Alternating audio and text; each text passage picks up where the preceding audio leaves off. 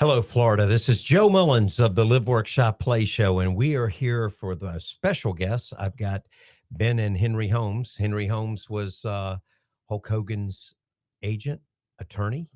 And well, I guess, Henry, you don't like being called an agent. You're an attorney and a very close friend of Hulk Hogan, but an agent is what does that mean? What's that all about? Um, Coming out, And why did you call me an agent years ago? You didn't call me an attorney. Well, I don't have a law degree, but if it's something bad, be careful here. no, you just asked too many questions in class, but I could tell you were going to be a success. Coming out of, I came out of Berkeley, and you had Lee Steinberg, you had Theo Epstein, you had me, and then there was another guy. We came out and said, look, we're lawyers, but we are entertainment lawyers. You create opportunities, and it's just not doing contracts. So, in terms of starting to represent people, you try to do things beyond. I mean, Lee Steinberg, he changed football. He changed football players. And we went to the same law school. And I was jealous, and he was jealous of me. But that's the kind of thought we came out, and we said sports is entertainment. And I had a couple of really famous cases. One was Billie Jean King, and she treated the world as it's entertainment and it's doing the right thing. And of course, she had a crisis, the Palimony case. But so when you ask me about, well, why did you teach classes and Yeah, why did you teach class? We got or one of the hottest, well, not hot. I'm going to reuse that phrase because I don't want to build you up. One of the best and the greatest sports attorneys, entertainment attorneys in the world. Not hot. Hot to me is Pamela Anderson. I Yeah, represent it, I yeah, agree. I know you did. I know you did. That's why I had to bring her up. But the why did you do something like that? What made you go and do a class with us kids who probably annoyed you more than anything? I know I tried. I tried my best, but why did you do something like that? What made you do All right. Uh, all right. Coming out of Berkeley. Now, if you remember, this is the early days. Um, teaching, at both top, second top law school in the world, is that you go and you give back to the community and you teach things. But more importantly, what better way to test your theories of where sports should go, where movies and entertainment should, than having a class? And remember I was testing why aren't college players paid, and a lot of the issues that came to, but it was the classes, and it was an interesting way of also, I liked it. I liked the confrontations and Yeah, we knew it all back then, and you just sit and laugh. And I thought I thought he did that because he wanted to give back and be a great guy to us kids, and make his impact. To create it, pass on his legacy. He did it because he wanted to boost the decisions he made improve. That's Henry for you. You got to look out for him. I've heard all these guys you battled up against: Vince McMahon, Bob Arams. Oh God, I can't believe I can't think of his name. Don King, I can't believe it. I'm sorry, Terry Norris I worked with, and I'm sorry, I forgot as much as we had to deal with Don King. But you had all these battles and you had all these fights, but you shaped the industry. You made it fair and safe for the athlete, because people were like, oh, that athlete doesn't need anything. He's got $20 million. He's overpaid, but they didn't realize there's a lot of expenses. There's the fee that the promoter that's putting on the thing gets a percentage of. There's so many cuts. I heard the word cut so much when I started in this industry. I couldn't believe it, but you help protect that athlete or entertainer from being cut too much. yeah, in a lot of the theories like pay for, I wasn't sure what was right or what was wrong, and I wanted to test that in classes like this. And secondly, with like free agents, all the stuff has been expanded. But we talked about that in the classes, if Yeah, you I remember. do. I do. It was very, it was a lot of things that later on we took in life and we applied and went for. It really helped set up a lot of stuff. It's one of my biggest attributes. I mean, I've always joke and I say it over and over again. It's like your girlfriend. If you're not with your girlfriend and she's out at a bar by herself, every guy there is going to be hitting on it. If you're not with your client and he's out to lunch with someone else, someone's going to be trying to take him from you. So I heard that and it stuck. And it's been one of the strongest attributes that I have, that I go, okay, I don't want to just be the guy that gets them the sponsorship, this corporation or this athlete. I want to be the guy that's helping them out with their event, making sure that the guests are having a good time, that they're enjoying it. Because if those guests have a great time, they're going to come back and spend more money. If those guests come and they don't, then they're going to be more prone to say, we don't want to go to it. And the company's going to lose interest. But when you got people, and I learned something from you too. I walked up to people and they wouldn't even know who I was. And I'd say, hey, you must be pretty special to be at this event for Mercedes or whoever to send you to this event.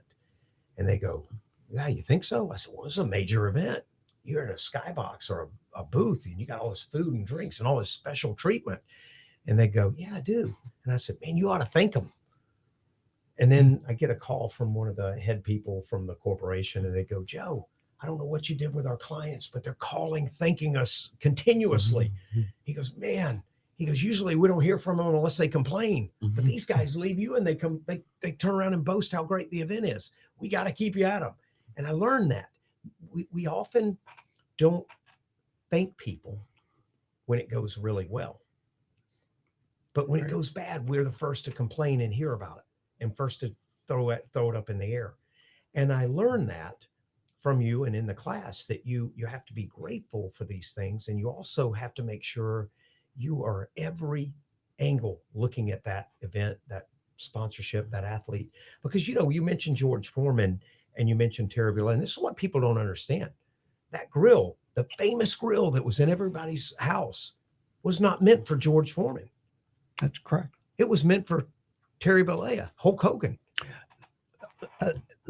There was a crossover, but the actual grill was it had been on the market, was designed and modified for George, and Terry kind of went in a different direction.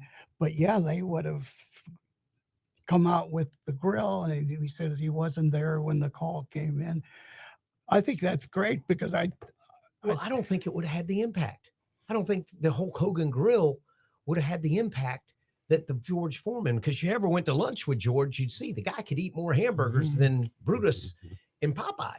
It was amazing. All right, this is after the grill came out, and the hamburger stuff really, he really didn't train on hamburgers, but I mean, he went on Johnny Carson and he said there, well, you're this comeback and you're eating hamburgers and he says, oh, you're fighting this guy. This kid really hits hard. George goes, he does what? He hits hard. Johnny, you fight. I'm not going to fight a kid that hits hard. And he goes, well, you're scheduled to fight him. No, we could put Johnny Carson on the court. He would do stuff like that. I love it. But that's the things you see with the athletes and you see them over the years. And, we're here, we all come together. I hate that we came together for a funeral like this, and I want to show the listeners here. This is it. This is the beautiful man. We come to this. This is the guy. When I see this, I see the softness in him. I don't see that warrior that we grew up with. You see that softness. You see the man that takes his time to autograph those for kids, was so sensitive. The man worked to the day he died. Talking about doing a bar by Madison Square Garden, talking about doing opening up new beach shops, all the investments he did. I mean, he didn't slow down. This guy could have stopped 10 years ago. And I looked at what he did for his son. He took his son and he created this Hogan's Hangout, karaoke Monday nights, this world famous. You got to come in and you go in there on a Monday night. It's unbelievable. But he gave his son something more than anybody could. And, Henry, you and I were talking about that. growing up without a father or a father that really wasn't engaged, um, it made we were talking about how it made us probably be more giving and more compensating, want to protect more. Um, how do you, what kind of comment do you have for people listening that grew up or growing up like that, and what kind of advice do you have for them that are growing up without the father influence and That's are right. probably going to have kids soon? All right. My advice is, if you're a single mother, expose them to the world. And, uh, you had some single moms that had, disconnected dads and everything. My advice is you can't go out and replace that, but expose them to the world. We took Ben everywhere. Um, and if we didn't, he would call us 55 times. But a mom taught you a bunch of stuff, right? Hmm? Mom did. Yeah. Yeah. But so that's why it's so easy to say, well, I don't have a dad and I'm raised by my mom. And I used to say that stuff. My mom was wonderful and she kind of educated me on the world. And a good commentary to Terry and George. My mom calls me and he said, Henry, when are you going to have enough money? Mom, what's this call about? You're making that wonderful man, Hulk Hogan, go in the ring and fight people. And you have George going, that George, he's the grill guy going in the ring to fight. I said, Mom, Terry's the world heavyweight champion wrestling. It was, you're trying to make money. You're trying to make money. That's so funny. But you shared with your son, one of the greatest gifts I think you can do, and I try to do it with my family. They certainly could grow up and never work a day in their life, but I fear that. I don't want them to do that. I want them to have a purpose in life. I want them to work and do what they love, but I want them to work. And you've done the same thing. And you could have easily gone out, and so could have Nick, and so could have George's five. How many kids did George have? 10. 10 Georges. His 10 Georges. Everybody doesn't know this. I don't know if you know this or not, but George Foreman named every one of his kids George. He had George in the name. I remember when Henry told me that, I thought to myself, God, I'd be so confused if they said George and it was 10 of us, a whole schoolroom with all the same names. That's like going to school and having everybody named Joe in the same class and everybody named Ben in the same class and everybody named Henry in the same Well, they all have nicknames. And one of the longest personal conversation that I had with George that wasn't related is, all right, little Joe is his nickname. So he has a new baby coming. Should he name him George or not? What would be the impact? And so he ended up, he's George the Eighth or what? Little Joe. Little Joe, but they all have nicknames. But I remember, I love it. I don't know what to do because, you'll hear all of his kids are named George except for Little Joe. But so he's George Foreman. I can't remember the number. It's hard to when you name all that. So Ben, we were talking the other night, and you were talking about what you're doing now. You graduated from school and certainly had the opportunity to do many different things, but you chose to do a business with your father. And I think the way I know Henry is, Henry kind of probably had this plan from the get go to give you the business and say, hey, we're doing it together, and I go out there and run it and let me know how it goes every day. I'm sure you don't take money. I don't know. I'm sure you sit there and support it. Take money from Ben. Look how big he is. I'm a little Yeah, guy. that's what I mean. I want my kid to make so much money. My youngest walks around and says, Dad, when I become big in the NFL, I'm going to buy you a house and Mom a house. And I'm sitting here going, well, I got a bunch of homes. I don't know that I need you to buy me anything. But Ben, your dad has done that for you. He's been in the career. He's seen all these amazing people around. How special is that to you? And what is that gift like to you?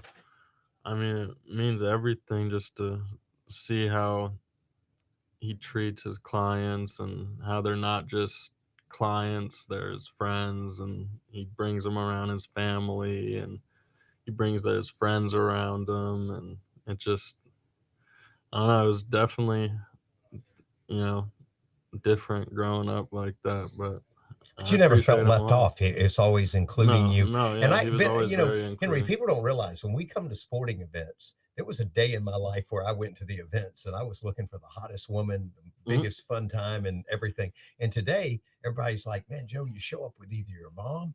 You for a while there, you were showing up with your mom all the time. And when she passed, guess what? My daughter and my sons now are who I show up with. Yeah. It's a big change. It's not the industry where we're the people exploiting and partying all the time. They don't realize that the celebrities and the man that we are human and we love that.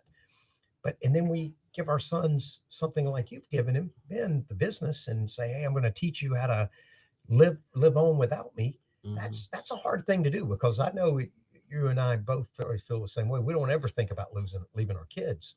Right. But look at what Hulk Hogan, Terry did for Nick. And you look at those things. Last night at the bar, I told Nick, I said, your dad's still in here. He's never left. He's not going to leave.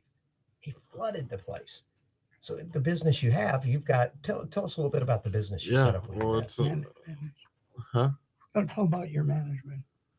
Yeah, well, I mean, I've been helping them with management and managing a few up and coming wrestlers, uh, And and he then worked for George Foreman yeah, I I worked love for it. George and Foreman in his movie. on the movie Traveled. Um, Wow, what a great Yeah, opportunities. it was definitely pretty cool. But now you're in the restaurant business. Yeah, yeah. Let's talk No, a we little bit got about in that. during COVID. We got into a franchise called Doghouse in Burbank, California, and it's kind of like a beer garden hamburger restaurant, and it's been it's been Now, where is we're, this? It's a beer garden, hot dogs, hmm good food like that. Where can our listeners, when they travel to California, that's how these things start. I didn't know what In and Out was until I went out there and discovered In and Out. And now yeah. it's one of my No, favorite. I'll fly to California to eat In and Out. It's I'm great. pretty sure there's a few in Florida too that Jake Paul owns. I don't know if there's other franchise owners out here, but yeah, it's called Doghouse. It's like it's like a beer garden kind of sports bar type place, and yeah, I mean, it's a really fun atmosphere, and yeah, it's a cool place. That's great. Now, where's it located? Where It's in people Burbank, California, right near the airport.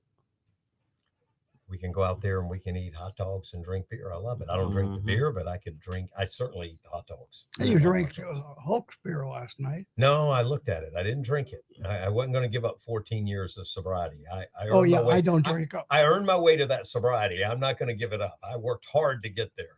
I was telling somebody the other day, I drank my fair share that I'm probably alive off that stuff right now. But let's go back to talking about the event and and Hulk Hogan as a person. Henry, name some of the biggest. What are some of the biggest things that you did with him that you're most proud of? Certainly, it was. We did a lot of movies. A lot of the movies. Some were good, some weren't so good.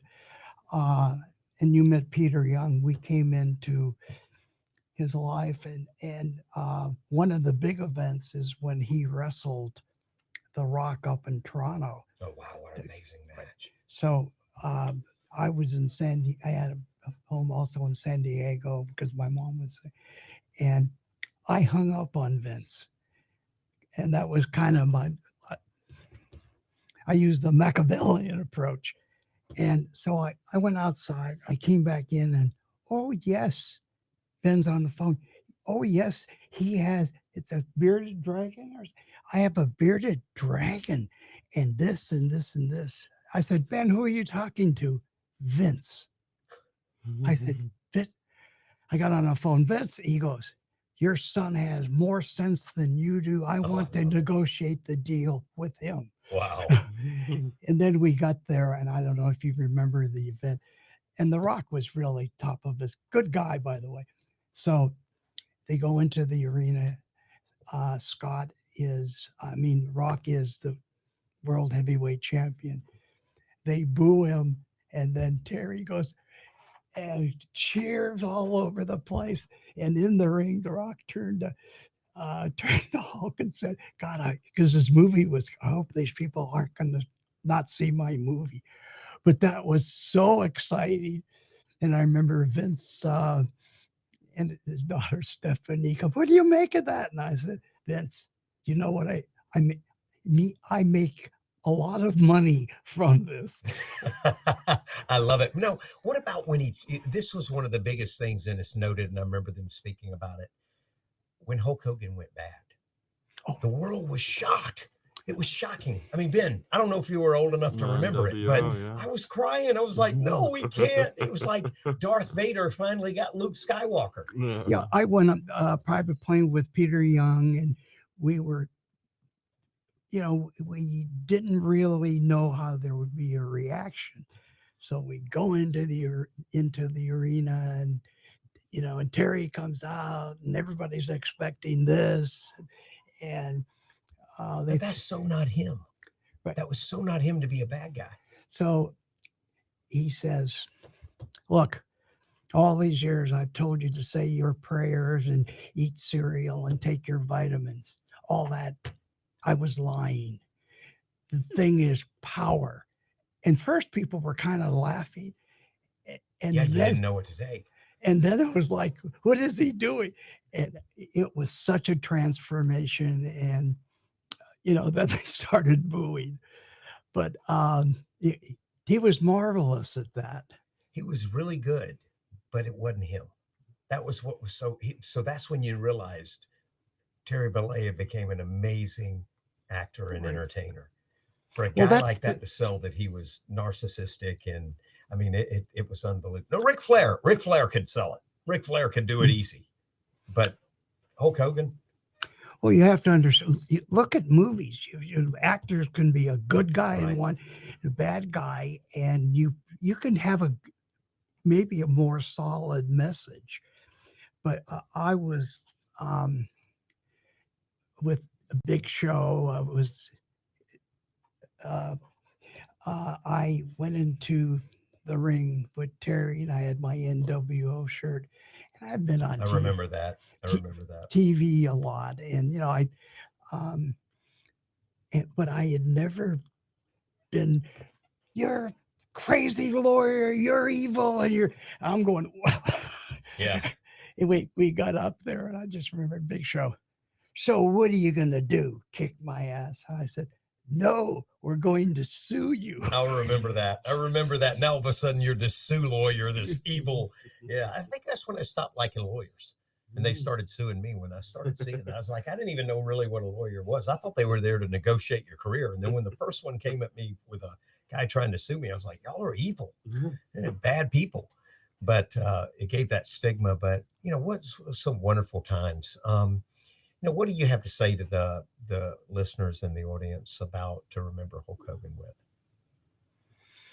Well, call him, greatness is hard to define. He was an icon, but you look at the impact that's greatness. He changed people and he changed things. And greatness is not measured by, hey, did you, go out and get drunk one night?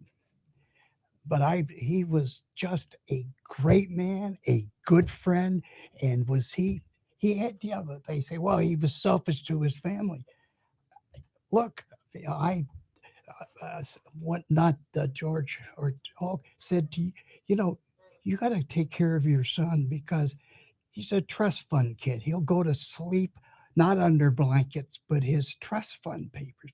And that was a conflict and it was a conflict for Terry, really a conflict for George because he had so many kids. But he was a force and had great impact on like you said, as a kid. I ate vitamins because of that. You took the vitamins? Yeah. All right. So, Ben? Yeah, Ben, what is your feelings and when yesterday, what do you think people ought to know and remember him by? I think they just have to know that he had a really good heart. He treated people with respect. He took extra time with his fans. And that overall, I mean, everyone makes mistakes, but he was a good man. Yeah, it's hard to believe. It was a very beautiful day, but yet it was a very somber day to know that we were putting him to rest. But he'll live on. Oh He- yeah. And that's one thing we can always say. Hulk Hogan will live for many, many Mm-hmm. years uh, as Henry sports the shirt and shows the merch. Still great at merchandise. Still one of the top selling ones. Put stuff all out there.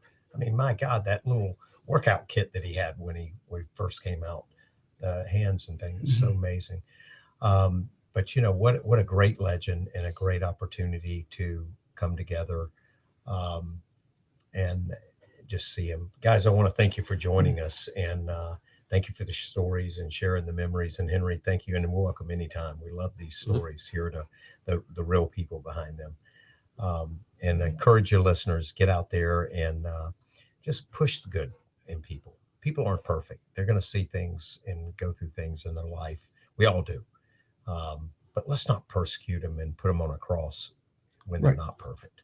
And let's not put them on there when they are perfect. That was probably the biggest mistake. It just doesn't work. Stop it. Let's not do it. Let's honor this man. And what a great legend and great legacy he has left. And thank you, Henry, for being a part of that and helping and guide him through that for the childhood memories. You're a big part of all that. And remember, listeners, this is why Florida gravitates and has some of the best people in the world living here, because it is truly the best place to live, to work, to shop, and play.